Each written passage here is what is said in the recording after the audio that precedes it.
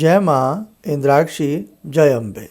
इंद्राक्षी धाम में दर्शकों आप सभी का हम हार्दिक स्वागत करते हैं। आज के दिन जिन जातकों का जन्मदिवस है, मैरिज एनिवर्सरी, उन सभी को हमारी तरफ से बहुत बहुत शुभकामनाएं। आज हम बताने वाले हैं हथेली में गज केसरी योग। और वास्तव में ये योग बड़ा सुंदर होता है। व्यक्ति अच्छे से धन धान्य से परिपूर्ण बना रहता है, सुख समृद्धि उस व्यक्ति के जीवन में बनी रहती है। क्या है ये योग? छोटा सा योग है, इसे सुनिएगा जरूर, जानिएगा जरूर। आज का पंचांग देखें पहले। 16 जनवरी सन 2024, दिन मंगलवार, संवत 2080, पौष मास, शुक्ल पक्ष, तिथि आज षष्ठी है, नक्षत्र उत्तरा भाद्रपद, राहु काल 3 से 4:30, दिशा सूर्य उत्तर दिशा। हम कई बार अपने जीवन में अनायासी बहुत कुछ प्राप्त कर लेते हैं। हमें बैठे बैठे बहुत सारी चीज़ें मिल जाती हैं, सुख मिल जाता है, संपत्ति मिल जाती है। और कई बार जीवन में बैठे बैठे सुख छिन जाता है और विपत्तियां हाथ लगती हैं। लेकिन जिन साधकों के जातकों की हथेली में गज केसरी योग होता है, उनके जीवन में उन्हें सुख समृद्धि अच्छे से प्राप्त होती है। आइए जाने ये योग क्या है। हथेली, चाहे आप लेफ्ट हैंड की बात करें, राइट हैंड की बात करें, ख़ास तौर से महिला हो या पुरुष हो, इसमें हम सीधे ही हाथ की बात कर रहे हैं आपसे।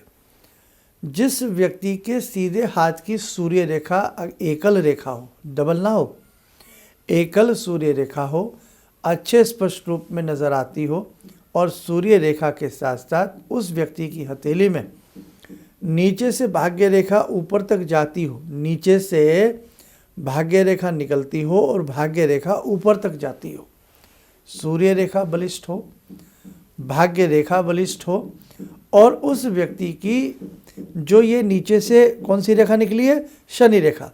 जो नीचे से शनि रेखा निकली है वो आपकी हथेली में पूर्णतः सुंदर रूप से 3 त्रिभुजों का निर्माण करती हो। आप अपनी बहुत लोग हथेली को देखें, भाग्य रेखा ऊपर जाएगी, तो जब भाग्य रेखा ऊपर जाएगी तो आपकी आयु रेखा और आपकी मस्तिष्क रेखा को क्रॉस करती हुई जब भाग्य रेखा ऊपर चलती है तो एक त्रिभुज बड़ा बन जाता है।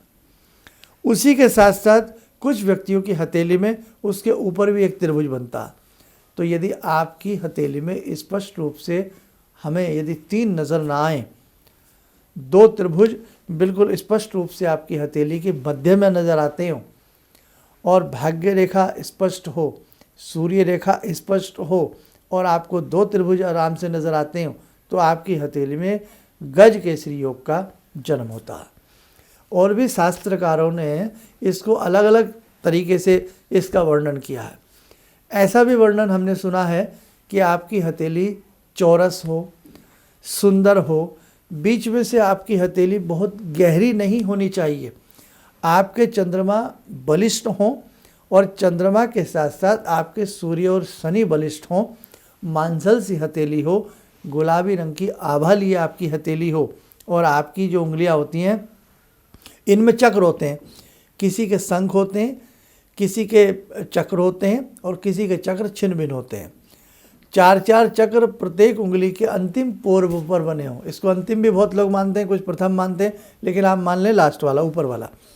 ऊपर वाले पोरे पर, हर उंगली के ऊपर वाले पोरे पर 4-4 चक्र बने हों, शनि सूर्य रेखा बलिष्ठ हो, हथेली उकरी हुई, उभरी हुई अच्छी हो, मांसल हो, और साथ में गुलाबी रंग की आभा हो।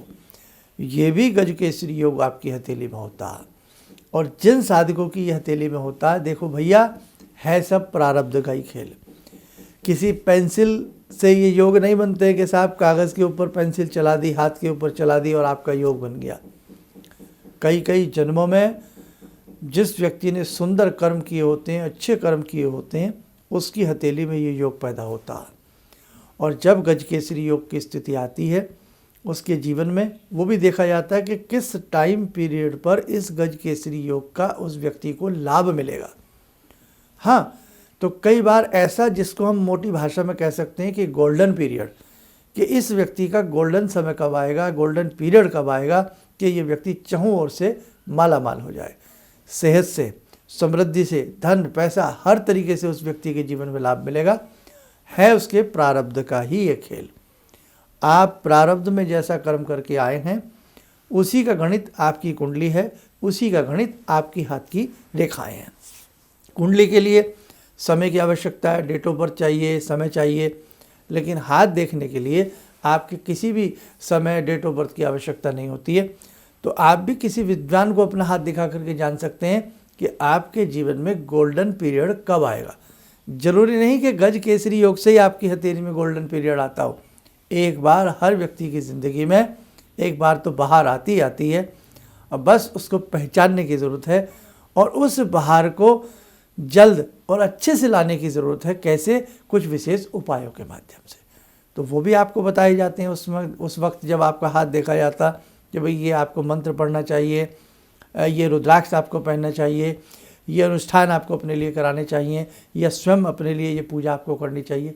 तो ये सारी चीज़ें वास्तव में सुंदर असर डालती हैं। और एक चीज़ आपको और बता दें, हम जिस व्यक्ति की हथेली में, सिंपल तौर की हम बात कर रहे हैं, हथेली में हल्का सा गहरापन हो, यहाँ पर बहुत ज़्यादा नहीं, हल्का सा गहरापन हो, और हथेली के मध्य में उसकी भाग्य रेखा शनि रेखा नज़र आती हो, और शनि रेखा से ही उसकी हथेली में केवल एक ही त्रिभुज बनता हो, आपकी आयु रेखा को लेकर के और आपकी मस्तिष्क रेखा के निर्माण से, और बीच में शनि रेखा आ गई, तो ये त्रिभुज बनेगा ही बनेगा।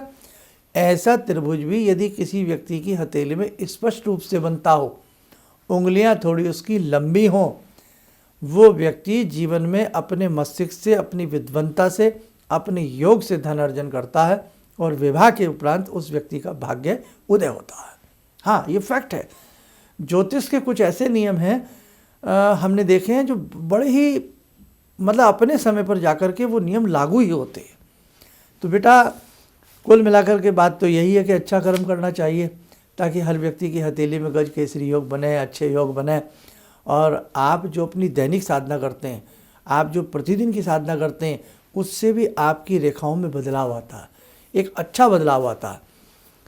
आप देख लेना, जितने आप ध्यान से गायत्री मंत्र को पढ़ेंगे, गुरु मंत्र को पढ़ेंगे, या जो भी आपका इष्ट मंत्र है, जो शास्त्रोक्त बात है, बहुत से मंत्र तो मुझे कहना नहीं चाहिए, वो हमने कभी सुने ही नहीं, न कहीं शास्त्र में उनका प्रमाण है, न कहीं किसी पुराण में है। न जाने कहाँ से किसने उन मंत्रों को बना दिया और वो बहुत व्यक्ति उन्हें पढ़ने लगते हैं, उसकी मैं बात नहीं कर रहा हूँ। लेकिन जो मंत्र शास्त्र में हैं, जो मंत्र वेदों में हैं, जो मंत्र पुराणों में हैं, जो मंत्र चलन में हैं, उन मंत्रों को यदि आप बहुत दिल से पढ़ते हैं तो आपकी हथेली के योग बदलेंगे, आपका प्रारब्ध बदलेगा, आपको लाभ मिलेगा, आपकी हथेली के योग शानदार हो जाएंगे, और जीवन भी आपका शानदार बनने से कोई नहीं रोक सकता।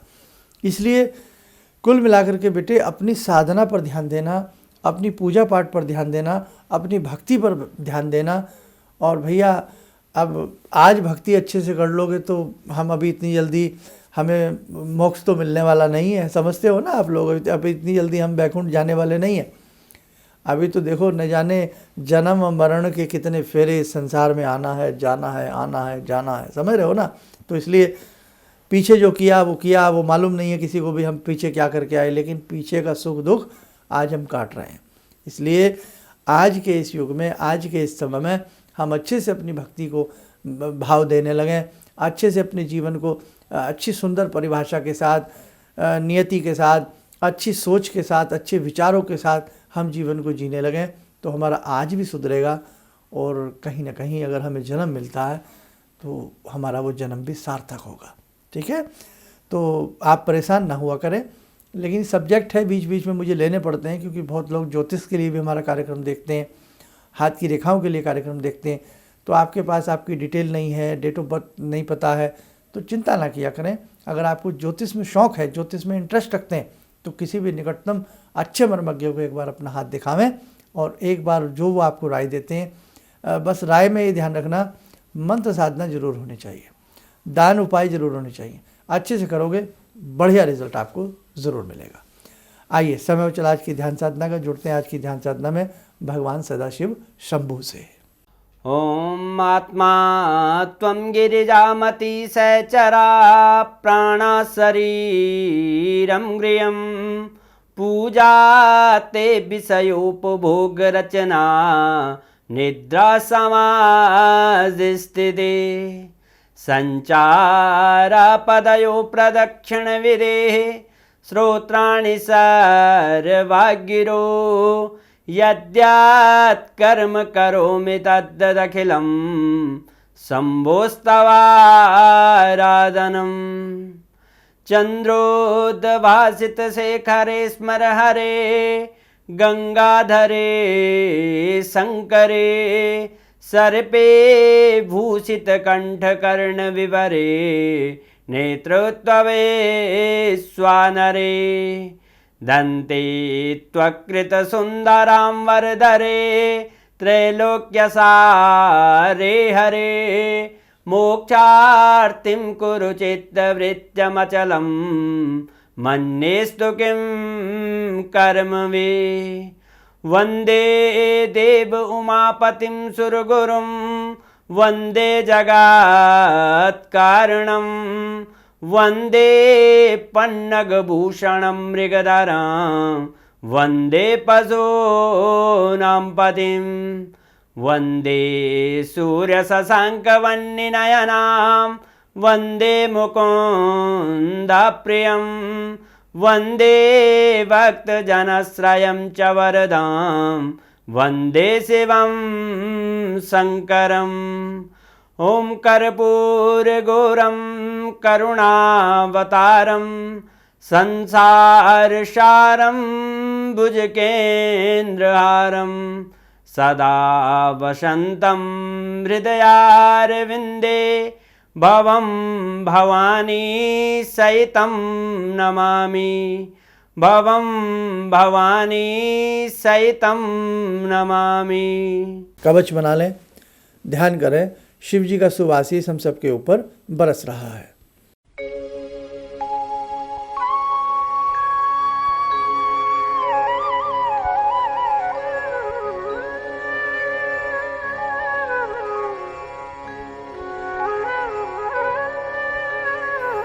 ओम बोलते हुए नेत्र खोलें, सामान्य हो जाए।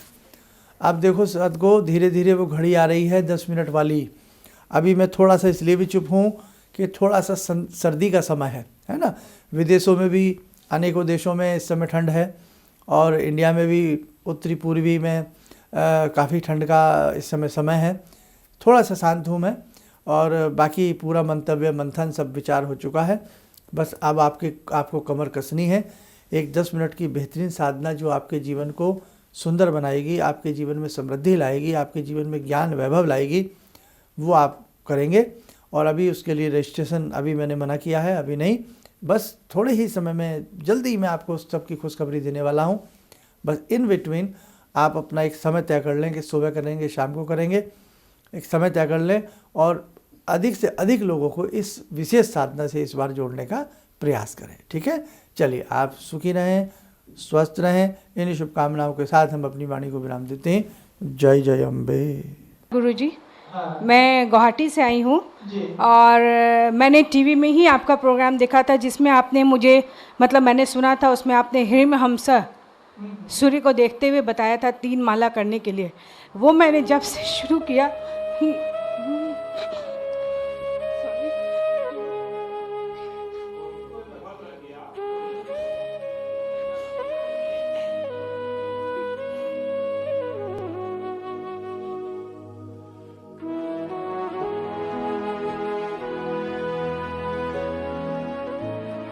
शक्ति से